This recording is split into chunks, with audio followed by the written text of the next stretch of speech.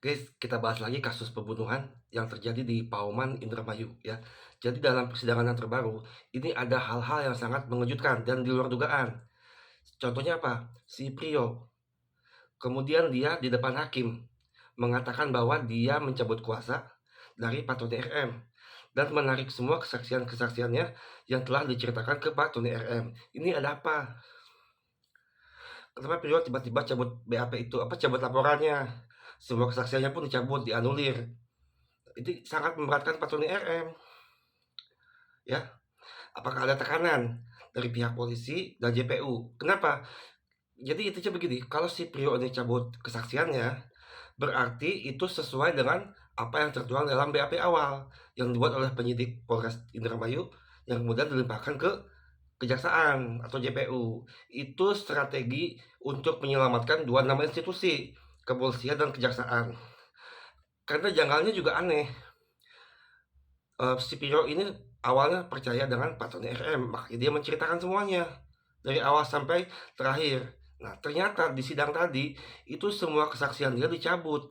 Ini apakah ada permainan untuk menyelamatkan pihak kepolisian dan kejaksaan? Padahal nama Aman Yani dia sebut, dan Aman Yani itu bukan sosok fiktif.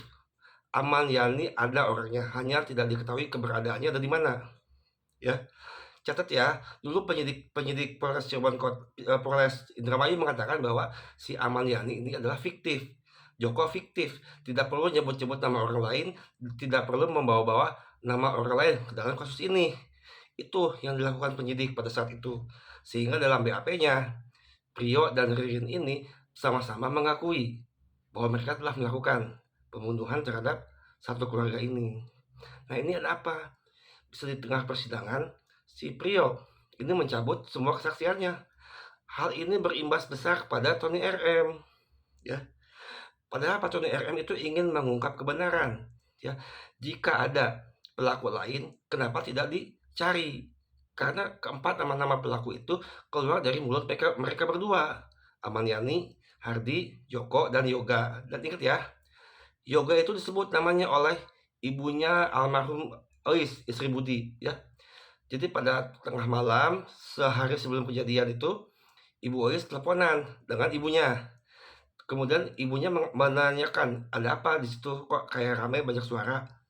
Iya, Bu, katanya di sini lagi ada yoga temennya Budi, cuma belum pulang-pulang. Nah, itu sudah tengah malam dan nama yoga disebut ya oleh almarhum Ois ke ibunya sendiri waktu via telepon. Itu kan ada kesaksian dari ibunya almarhum.